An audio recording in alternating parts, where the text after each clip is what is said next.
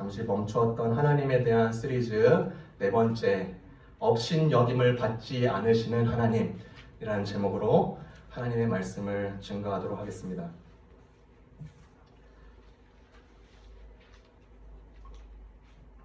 오늘 장면은 이스라엘과 블레셋이 싸우는 장면으로 시작을 합니다.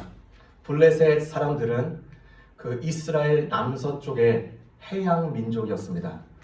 그들은 철기 문화를 가지고 있었고 이스라엘은 청동기 문화였습니다. 그러니까 블레셋 사람들은 더욱더 어드밴스된 더욱 하이어 문화를 가지고 이들과 상대하니 이스라엘 백성들은 이들을 볼 때 굉장히 답답하고 이길 수 있을지 막막한 가운데 있는, 그래서 그 남서쪽에서부터 치고 올라오는 이 블레셋은 항상 그들에게는 노역이었고 가십거리였습니다.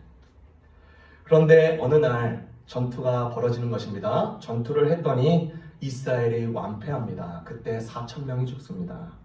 그때 이제 패배 이유를 분석하기 시작하는데 아주 분석이 빠르게 나왔습니다. 법궤가 없어서 패배했다. 하나님의 언약궤만 있으면 우리가 이긴다. 그래서 실로에서 이 법궤를 가지고 와서 다시 전열을 삼고 이제 제2차 대전을 시작하려고 하는 것입니다. 2차 대전을 시작할 때 블레셋 사람들은 그 언약궤가 오는 것을 보고 깜짝 놀라기 시작합니다. 이제 우리의 목숨은 죽었구나. 저 이스라엘의 하나님, 말로만 듣던 이집트에서 구출해냈던 그 이집트의 왕들을 무참히 묵살했던 그 이스라엘의 하나님, 법궤를 본 이후에 벌벌 떨기 시작하는데, 그래도 그 블레셋 장수 중에 대장이 아니다, 여기서 떨지 말고 우리가 힘을 다해서 이스라엘을 함께 공격하고 싸우자라고 진해를 다시 한번 잡는 것입니다. 그리고 나서 싸운 결과 블레셋이 패한 게 아니라 이스라엘 백성들이 완패를 합니다. 이때 죽은 숫자가 3만 명. 이때 패한 것뿐만 아니라 아주 치욕스럽게 법궤를 빼앗깁니다. 그리고 우리가 사무엘상 초반에 봤듯이 엘리의 두 아들 홈리와 비느하스가요, 이 전쟁으로 인하여서 죽임을 당하였고, 이 모든 전쟁의 패배 소식을 갖고 있던 이 신하 한 명이 엘리 제사장에게 빨리 찾아가서 이 소식을 듣자마자 엘리 제사장은 그 의자에서 떨어져서 목이 부러져서 죽습니다. 하나님의 심판의 메시지대로 이루어지는 거죠. 비느하스의 와이프, 즉 엘리의 며느리가 그때 당시 이제 해산딸이어 됐는데요. 이 소식을 듣고 또 자기의 남편이 죽고 엘리 시아버지가 죽는 것을 보면서 아이를 해산하면서 죽임을 당하는데, 그때 이가봇이라고 이 아이의 이름을 붙이면서 죽임을 당합니다. 이가봇은 하나님의 영광이 떠났다는 의미입니다. 왜 이런 일이 일어나야 됐고 왜 이런 일이 일어나야만 했는가? 오늘 본문은 정확하게 4장에서부터 7장을 다 살펴보면 좋겠지만 오늘은 4장을 통하여서 업신여김을 받지 않으시는 하나님을 교훈하기 위하여서 이런 일들이 일어났음을 우리에게 알려주고 있습니다. 총 3가지를 우리에게 알려주는데요. 첫 번째는요, 하나님은 이스라엘의 트로피가 아니라는 것입니다. 하나님은 이스라엘의 트로피가 아닙니다. 하나님이요, 우리를 사랑하시고요, 적을 위해서 싸워주시고요, 문제를 해결하여 주시고 지혜를 주시고 도와주시고 베풀어 주시는 이 패턴에 우리 믿는 성도들이 익숙해지기가 굉장히 쉽습니다. 이것을요, 만약에 우리 스스로 도식화하기 시작하면 거기서부터 상당히 위험에 빠진다는 것을 우리가 잘 기억해야 됩니다. 의례 당연한 듯이 받아들이기 때문입니다. 하나님은 신실하시니까, 하나님은 실수가 없으시니까 내가 어떻게 하든 상관없어, 이런 식으로 빠지는 거죠. 이런 식으로 오류에 빠지게 되는 것입니다. 즉 이스라엘 백성들은요, 하나님을 단지 그들의 매직 트로피로 여겼습니다. 그때 생각나는 대로 함부로 대하고요, 하나님에 대해서 버릇없이 등한시하고 소홀히 하고 무시하는 태도가 이들 깊은 내면에 계속 자리 잡고 있었습니다. 이런 태도를 볼 때 우리가 이들에게 찾을 수 있는 한 가지 교만입니다. 교만으로부터 이 생각을 갖는 거죠. 교만으로부터 성급한 판단을 내립니다. 우리가 첫 번째 싸움을 왜 패했는가 기도하지 않습니다. 그들이 패배 분석을 바로 쉽게 결정하는데 언약궤 앞에 세워 우리 반드시 이긴다 이러는 것입니다. 단지 하나님을 상징물 그리고 혹은 공간 안에 갇혀 계신 하나님으로서만 대하고 있다는 것을 우리에게 알려주시는 것입니다. 예수님께서 야고보와 요한과 베드로를 어느 높은 산에 데리고 이제 기도하러 가셨습니다. 그렇게 특별히 셀렉받은 그 제자들을 함께 기도하고 있는데 갑자기 예수님의 모양이 변하기 시작합니다. 우리가 잘 알고 있는 변화산의 예언입니다. 그 모습은 마치 계시록의 말씀에서 비추는 것처럼 그 영광이 그 예수님 가운데 비치고 있던 것입니다. 너무나 아름다운 모습, 위엄 있는 모습, 밝게 빛나는 모습, 그 모습을 이 제자들에게 보여주니까 이 제자들이 하는 말이 주님, 우리 여기서 집 짓고 살피다. 그런데 예수님은요, 거기에 혼동하지 않고 이튿날 내려가서 귀신 만난 자를 만나 그를 고쳐줍니다. 제자들의 모습을 통하여서 무엇을 보여주나요? 그저 상징으로 남기고자 한 제자들의 의도를 우리가 알 수가 있습니다. 예수님과 12 제자들, 특별히 또한 70명의 제자들을 정해서서 전도 계획을 세우시고 계속 그 예루살렘뿐만 아니라 모든 지역에, 유다 지역에, 넓은 지역으로 퍼져나가면서 복음을 증거하고 있는데 제자들, 특별히 유대인들이 밟지 않는 땅이 있습니다. 어디냐면 사마리아 땅.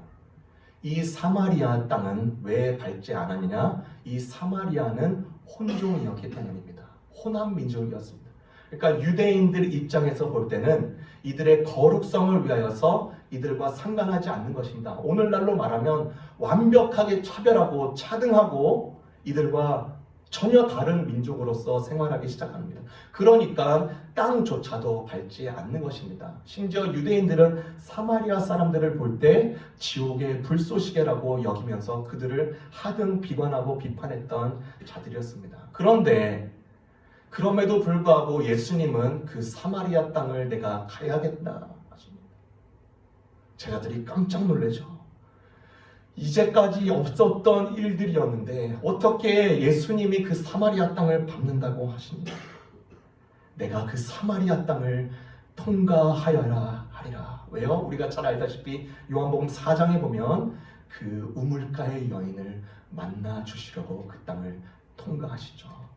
제자들은 하나님의 사역을 그들의 익숙한 공간에서만 제한하려고 했다는 것입니다. 그런데 예수님은요, 사람들의 고정관념, 공간의 경계를 마땅히 뛰어넘으시는 하나님이시고 주님이심을 우리에게 알려주시는 것입니다. 이번 주 성경 공부, 젊은이 성경 공부를 저희 집에서 이렇게 항상 했는데 지난주 목요일 날에는 쇼펌에서 이렇게 진행을 했습니다.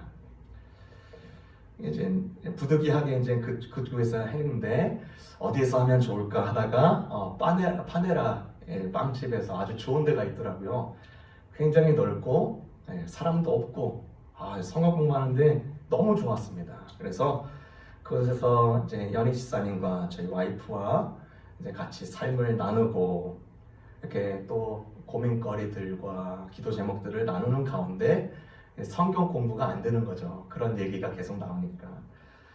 그러나 이제 그때 실제적으로 정말 필요한 거, 궁금한 것들을 이렇게 다 나누게 됐습니다.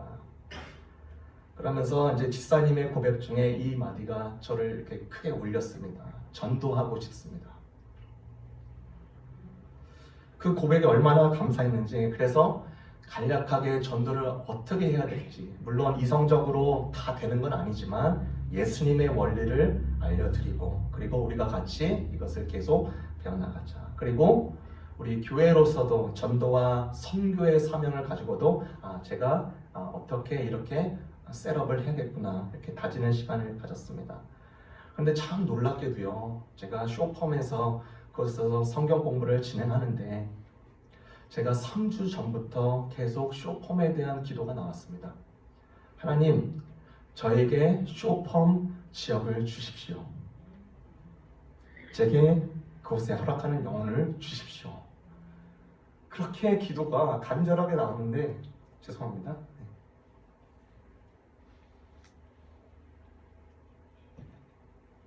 저는 조금 무시했습니다. 왜냐하면 저희 교회 상황도 있고 저희 교회의 모든 바운드들을 먼저 이렇게 튼튼히 하고 나서, 그리고 나서 가도 되지 않을까 이렇게 생각을 했던 거죠. 그런데 쇼폼 가서 이제 얘기를 나누고, 그곳에서 비록 빠네라지만 우리가 정말 하나님에 대해서 진지하게 얘기를 나누고, 하나님이 우리가 무엇을 원하는지 나누기 시작할 때 그곳이 마치 교회와 같았어요. 그래서 왜 쇼펌을 놓고 기도를 시키게 됐는지 알게 된 것이, 이곳에 하나님께서 원하시는 영혼이 있겠구나. 하나님, 제가 경계를 세우지 않고 낮추고 무너뜨려서 하나님께서 원하시는 사역들을 감당하기 원합니다. 이 이스라엘 백성들은요, 이 하나님에 대한 교만한 마음으로 인해서 아까 말씀드렸다시피 매직 트로피처럼 대하는 이 태도가 계속 일어나는 것입니다. 그런데 이렇게 매직 트로피처럼 하나님을 대할 때 하나님께서 우리에게 교훈하시는 것은 반드시 그 끝에는 망함이 있다는 것입니다. 잠언 16장 19절에 교만은 패망의 선봉이요 거만한 마음은 넘어짐의 앞잡이니라. 이 말이 조금 어려운데요, 다시 풀어서 제가 썼습니다. 교만이 패망보다 훨씬 더 앞섭니다. 거만한 마음에는 반드시 넘어짐이 뒤따릅니다. 이스라엘 백성들이 블레셋과 전쟁에 패했을 때, 첫 번째 패했을 때 언약궤를 앞세우기도 전에 해야 될 바른 태도가 무엇이었을까 제가 궁금하기 시작했고 묻기 시작했습니다. 근데 그렇게 설교를 준비하는 가운데 언더우드 선교사의 기도문이 떠오르는 것입니다. 이 언더우드 선교사님은요, 조선 땅에서 아무런 복음이 전파되지 않는 그때 미국에서 파송받으신 선교사입니다. 그때 조선 땅을 보면서 했던 기도입니다. 제가 읽어드리겠습니다. 주여, 지금은 아무것도 보이지 않습니다. 주님, 메마르고 가난한 땅 나무 한 그루 시원하게 자라 오르지 못하고 있는 땅에 저희들이 옮겨와 심으셨습니다. 보이는 것은 고집스럽게 얼룩진 어둠뿐입니다. 고통을 고통인 줄 모르는 자에게 고통을 벗겨주겠다고 하면 의심부터 하고 화부터 냅니다. 조선의 마음이 보이지 않습니다. 그리고 저희가 해야 할 일이 보이지 않습니다. 그러나 주님, 순종하겠습니다. 겸손하게 순종할 때 주께서 일을 시작하시고 그 하시는 일을 우리에게 영적인 눈이 볼 수 있는 날이 있을 줄 믿나이다. 조선의 믿음의 앞날을 볼 수 있게 될 것을 믿습니다.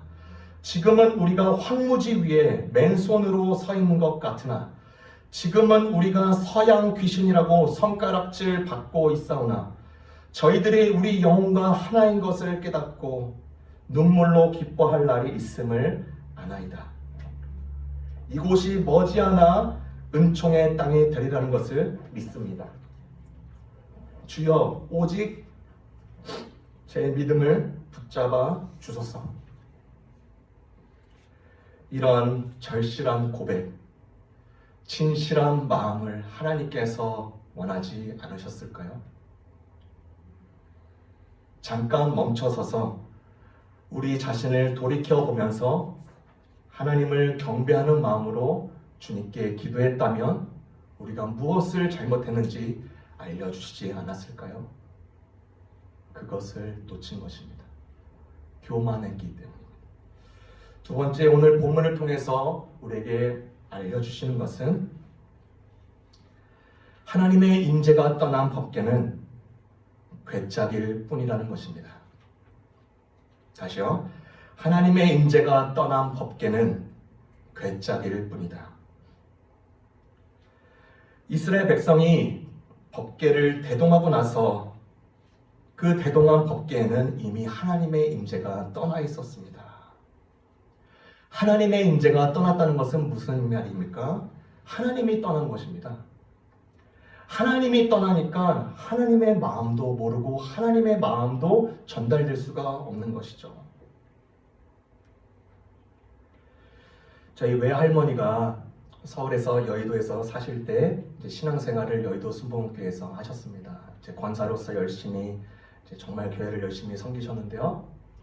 잠깐 봉천동으로 이사갈 일이 생겼습니다. 그래서 봉천동으로 이사하면서 그 맞이하는 첫 주일 예배를 이제 여의도 순복음교회로 가야 되는데 이 시간을 잘 못 맞춰가지고 늦을 것 같은 거예요, 예배가.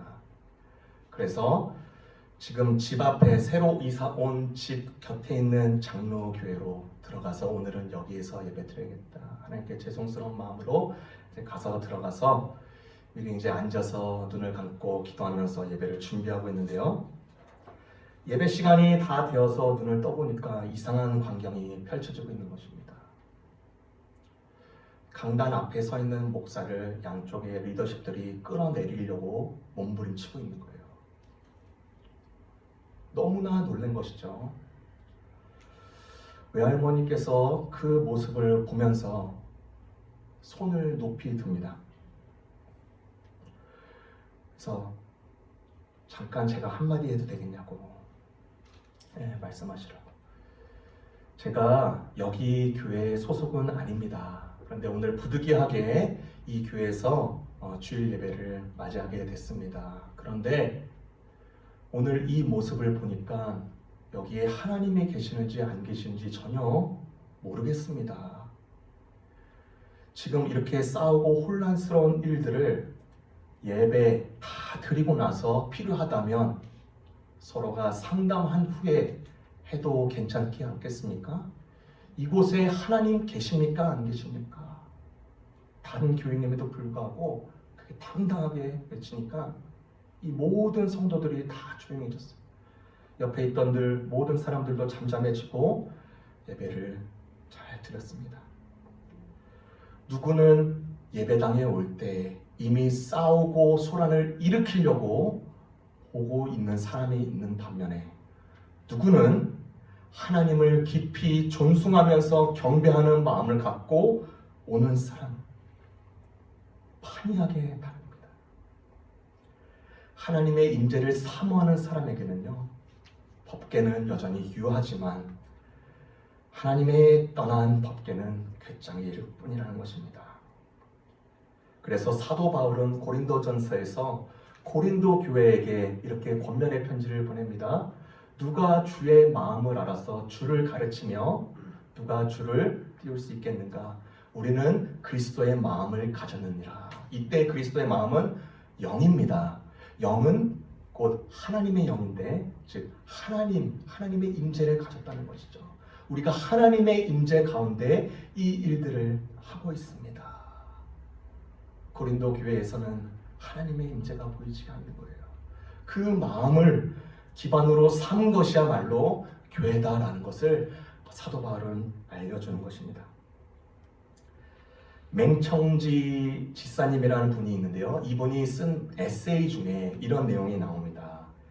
이 맹지사님이 시르골 교회에서 이렇게 포함된 이렇게 교인으로서 이렇게 활동하고 있었던 자입니다. 그런데 그분과 가장 친하게 지냈던 임 지사님이 계셨습니다. 근데 임 지사님이 어느 날 큰 사고를 당해서 교회에 오지 못하는 상황, 그러니까 누가 도와주지 못하면 교회에도 올 수 없는 상황이 됐습니다. 그래서 이 맹 집사님은 매주 예배 드린 것을 가지고 이렇게 메시지를 잘 기억해서 임 집사님에게 가서 이렇게 전달해주고 나눠주고 오늘 교회 어땠어? 이랬어? 이렇게 격려하면서 세워주는 거죠.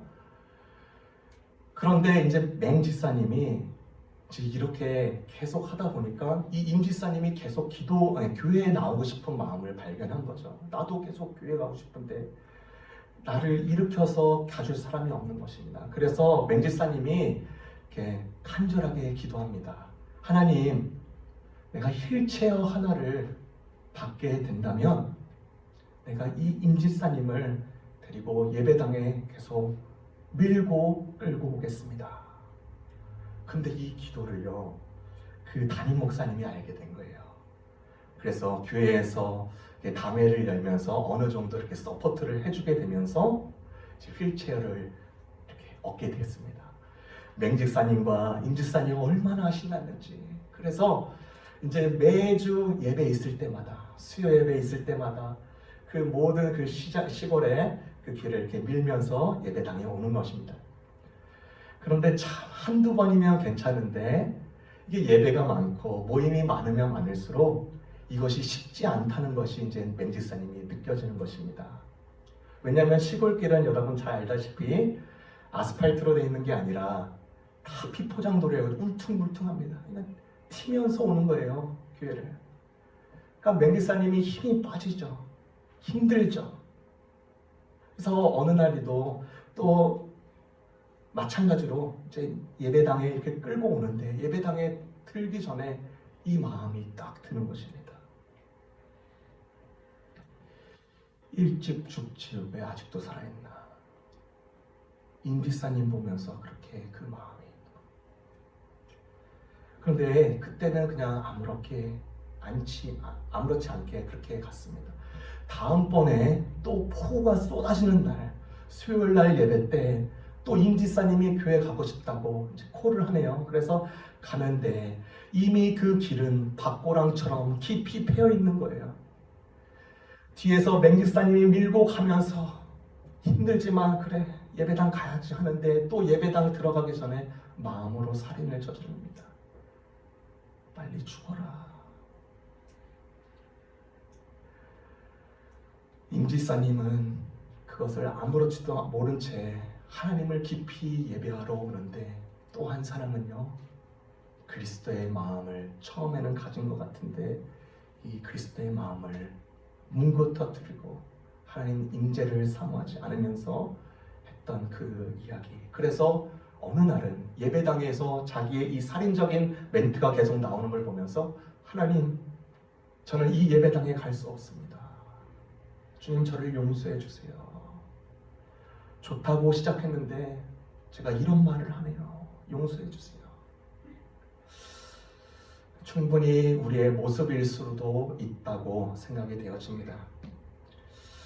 우리가 예배를 드리면서 하나님의 임재, 아버지의 마음을 품고자 하는 이 마음이 없다면 우리는 계속 우리 안에서 살인의 마음, 누구를 미워하는 마음, 판단하는 마음, 비관하는 마음에 휩쓸릴 수밖에 없습니다. 그래서 신약 성경에서는요, 이 성도들을 향해 알곡과 쭉정이로 표현합니다. 겉모습은 같아 보이는데 그 안에 담아있는 내용은 확실히 다르다는 것을 말합니다. 누가 알곡 성도고 누가 쭉정이 성도겠습니까? 하나님의 임재를 깊이 의식하고 아버지의 마음을 끝까지 담아내려고 하고 그런 모든 의도와 모든 그런 자세가 있는 자야말로 알곡이라고 하는 것입니다.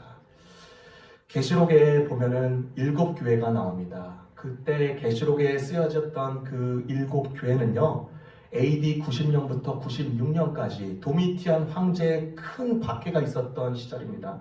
예전에 바로의 그 네로의 박해가 있었을 때는요, 한 지역만 박해를 했는데 이제 AD 90년부터 96년까지는요, 이제 모든 유대 지역과 그 모든 로마 지역의 유대인들 모든 교회들을 핍박하고, 근데 그 핍박이 어느 수준이냐, 자기 자녀들, 믿는 자들의 자녀들을 승량의 때에 풀어서 잡아서 찢어 먹힐 정도로 너 하나님 한 번만 부인해. 너 예수님 한 번만 부인하면 지금 이 자녀 살 수 있어. 이 정도입니다. 그러니까 도미티안이 주 예수 그리스도 하나님 이 칭호를 빌려서 도미티안 그리스도 하나님 이 칭호를 하라고 명령을 하는 것이에요. 그런데 그때 남아있던 이 7교회 중에 한 교회, 에베소 교회예요. 얼마나 칭찬이 많았는지요. 이 어려움 속에서도요, 행위들과 수고와 인내가 뛰어났습니다. 악한 사람들을 참지 못하고요, 분별력이 뛰어나서 뭐를 해야 될지, 무엇을 안 해야 될지 알았습니다. 주님을 위해서 수고하고 게으르지 않았습니다. 그런데 이들에게 딱 한 가지 책망하는 것이 있으니 첫사랑을 버렸다는 거예요. 아버지의 마음이 없다는 것입니다. 참 놀랍습니다. 능력 있고 수고가 있고 인내가 있고 악한 사람들을 참지 못하고 분별력이 있으면 그 가운데 첫사랑이 없으면 좀 잘 안 돼야 되는데 이 교회 성도들이 더 무너지고 더 오해하고 더 분열되고 그래야 되는데 오히려 그 교회가 더 잘 되는 거예요. 더 세워지는 거예요. 첫사랑이 없는데도요. 참 신기합니다. 우리 교회는 어떤 교회겠습니까? 겉을 향하여서 휘황찬란하게 우리의 스킬과 우리가 생각했던 모든 판단의 기준이 아니라 정말 하나님께서 우리에게 주신 그 첫사랑, 나를 이때 이렇게 만나 주셨지, 나를 살리셨지, 죄인 중에 있는데 찾아와 주셨지, 그 사랑의 음성, 사랑의 안음, 그 모든 것을 항상 우리 가슴판에 새기면서 나아가는 그 신앙이야말로, 그 교회야말로 괴짝 신앙과 멀리 동떨어질 수가 있습니다. 우리의 신앙은요, 알곡처럼 아버지를 향한 중심으로 가득 찬 진실한 그리고 신실한 자로 계속 세워져야 됩니다. 뭐냐면 우리 하나님은요, 정확하게 아시고 업신여김을 받지 아니하시는 하나님이라고 갈라디아서 6장 7절에 말해주시기 때문입니다. 마지막입니다. 세 번째로 오늘 말씀을 통하여서 우리에게 교훈하시는 것은 범죄로 얼룩진 언약이 파괴된 곳에는 그 어떠한 의식을 치른다 해도 하나님께서 방패가 되어주지 않는다는 것입니다. 참 무서운 말씀입니다. 다윗의 왕들이 있었습니다. 첫째 왕 암논과 길르압과 또 압살롬과 또 아도니아와 솔로몬, 그 다음에 그 마지막 왕인데 첫째 왕과 둘째 왕이 죽었습니다. 압살롬 왕이 이제 쿠데타를 일으켜서 자기가 아버지의 자리를 차지하겠다고 노리는 가운데 요압에 의해서 쿠데타가 마무리가 되고 실패로 돌아갑니다. 그리고 나서 이제 그 다음 왕인 아도니아 왕자가 이제 자기가 왕인 듯 이제 행세를 하기 시작하는데요. 주변의 사제들, 또 제사장들, 또 군대 장관들, 자기를 좋게 생각하는 사람, 또 특별히 요압 장군까지 잔치를 베풀면서 마치 리허설, 취임식 리허설을 하는 것처럼 모든 잔치를 열고 있는 것입니다. 근데 그 잔치 가운데 참석하지 않은, 초대받지 못한 사람이 있으니 솔로몬과 그 다음에 아비야와 그 다음에 솔로몬과 비느야와 그 다음에 나단 선지자, 그 다음에 사독 제사장이 초대받지 못했습니다. 그 말은 왕이 되면 이 4명을 처리하겠다는 것이죠. 그래서 너무나 놀라운 일이 이뤄지는 가운데 이 일을 보고 밧세바가 다윗 왕에게 묻습니다. 여보, 당신 아도니아에게 왕자를 넘겨줬어? 무슨 말이야? 내가 전에도 말했듯이 솔로몬이 내 대를 이룰 거야. 그런데 지금 벌써 아도니아가 왕 행세를 하고 있어. 다윗이 사독과 나단 선지자와 그다음에 분이야와 솔로몬을 불러서서 너희는 빨리 기온 지역에 가서 제사장에 의해서 기름 부음을 받고 왕의 취임식을 거행하고 다시 이곳에 돌아와라. 명령대로요. 그렇게 솔로몬을 기름 부었고 나서 이제 돌아오는 길에 많은 사람들이 솔로몬 왕을 외치기 시작합니다. 그 장면과 그 소리를 들은 아도니아가 깜짝 놀라는 것이죠. 야, 솔로몬이 왕의 기름 부음을 받았구나. 난 줄 알았는데. 그래서 빨리 달려간 곳이 제단 뿔이었습니다. 제단 뿔은요, 무엇을 잘못했을 때 그 제단에 있는 뿔을 잡으면 그 사람을 해치지 않고 용서할 수 있고 보호받을 수 있는 그 말씀이 출애굽기에 기록되어 있습니다. 그러니까 아도니아는 벌써 이제 왕으로 임명된 솔로몬에게 처단당할 것을 알고 제단뿔에 달려가서 제단뿔을 잡은 것입니다. 그리고 나서 솔로몬이 그 모습을 보고 있는 거예요. 아도니아의 모습을. 그래서 형님, 제가 죽이지 않겠습니다. 빨리 내려오세요. 그래서 그 모든 해프닝이 잘 지나가는 것 같았어요. 그런데 몇 달이 지나고 나서 이 아도니아가 아비삭을 요구합니다. 아비삭은 누구냐면 다윗의 첩이었습니다. 이 일은 굉장한 반역이었습니다. 왜냐하면 왕궁의 그때 당시에 왕궁의 칭소 점령을 한다는 것은 왕위를 찬탈하는 대표적인 행위였습니다. 그래서 압살롬이 쿠데타를 진행했을 때 옥상에 올라가서 다윗의 모든 후궁들을 거기서 겁탈을 하죠. 이 일을 들은 솔로몬이 그냥 아도니아를 처단하고 맙니다. 제단뿔을 잡아서 목숨을 부지했는데 그 이후의 생활은 여전히 전과 다르지 않았더라. 이 아도니아를 도왔던 요압이라는 장군이 있었습니다. 국방 장관이었습니다. 그런데 이 요압이 아도니아의 반역의 음모에 동조했기 때문에 자기도 죽음을 당하는 거 아닌가 하면서 제단에 올라가서 제단불을 잡기 시작합니다. 솔로몬이 나를 죽이겠지. 그런데 출애굽기 21장 14절에 따르면 악의로 살인을 저지른 경우에는 제단불을 잡아도 소용이 없다라고 기억합니다. 이 요압이라는 장군은요, 다윗의 그때 당시에 군대 장관이었던 두 장군의 아들들을 아브넬과 아마스를 죽입니다. 왜요? 자기 자리를 유지하고 자기가 넘버 2, 넘버 3가 되기 위해서, 자기 위익을 위해서 그렇게 고의로 살인한 것입니다. 그것을 다윗이 알았고요, 솔로몬이 알았습니다. 그래서 제단불을 잡고 있는 이 요압을 내려오십시오, 정중하게 요청을 하는데 나는 여기서 죽겠다 하면서 내려오지 않는 거예요. 그래서 여기서 분이야 군대 장관을 시켜서 처단합니다. 여러분, 아도니아와 요압의 이야기를 통해서 우리에게 무엇을 알려주십니까? 뭡니까?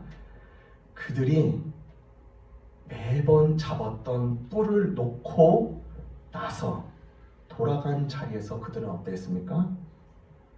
구원의 뿔과 전혀 상관없이 행동했다는 모습입니다. 잠깐 실수해서 뉘우치는 모습이 없는 거예요. 그들은 그저 뿔만 잡으면 돼. 뿔만 잡으면 됐지. 모든 게 해결된다고 믿었습니다. 내 모든 내면의 부패성은 통해하지 않으면서 여전히 하나님은 내 방패가 되신다라고 떵떵거리는 모습을 이 두 자의 모습을 통해서 알려주시는 것입니다. 우리 역시 어떻습니까? 우리 역시 매주 주님의 제단에 와서 구원을 찬양하고 그 구원의 뿔을 잡으며 하나님을 의지합니다. 한 단계 더 나아가서 그러면 우리의 진정한 시험 때, 점검 때는 어디가 되겠습니까? 이 교회의 당을 나가서부터입니다. 속과 겉은 정확하게 보시는 하나님께서 예배당 밖에서도 여전히 주목하고 계시고 업신여김을 받지 않으시는 하나님을 우리가 꼭 기억해야 되겠습니다. 그러므로 사도 바울의 권면은 우리가 늘 주목하고 견지해야 됩니다. 로마서 12장 1절에서 2절의 말씀대로 예배가 삶이고 삶이 예배입니다. 예배가 삶이고 삶이 예배입니다. 그럴 때 우리가 믿는 자로서 이 가식의 가면의 둘레를 벗어버리고 껍데기가 아니라 괴짝 신앙이 아니라 중심으로 살 수 있는 신앙인으로 서게 됩니다. 마지막으로 적용을 하자면 성도는 만약에 이를 껍데기에 치중하고 경건의 모양에 치중하고 있다면 이를 어떻게 해결해야 될까요? 내 자신도 스스로 모를 정도로 이렇게 껍질에 치중하는 모습, 시장의 본질이 아니라 이 겉의 모습을 치중할 때 어떻게 해야 됩니까? 첫 번째, 멈춰야 됩니다. 1시간, 30분, 혹은 2시간, 혹은 오래 걸리는 사람도 있습니다. 7일, 혹은 더 오래 걸리는 14일, 한 달. 멈추지 않고 계속 전진하고 무언가를 하고 해결한다고 한다면 더 깊은 웅덩이만 발버립니다. 멈춰 서서 두 번째로 하나님이 보시는 시선으로 나를 봐야 됩니다. 그 하나님이 보시는 그 시선을 나한테 알려달라고 강구해야 됩니다. 거기서부터 세팅이 돼가기 시작합니다. 거기서부터 실타래가 풀리기 시작합니다. 그리고 나서 더 서포트를 받을 수 있는 게 믿음의 형제 자매와 공동체를 이루면서 함께 해야 됩니다. 이 교회 안에서 공동체로부터 서로 점검할 수 있기 때문입니다. 공동체로 있을 때 더 안전합니다. 더 도와줄 수 있습니다. 더 지혜롭게 진행됩니다. 그래서 이 모든 것들이 오늘 업신여김을 받지 않으시는 하나님 스스로를 속이지 말라고 하셨습니다. 오늘 이 세 가지를 통해서 하나님께서 살아계시고 여전히 우리를 고치시고 만지시고 역사하시는 하나님을 찬양합니다. 다 같이 기도하겠습니다.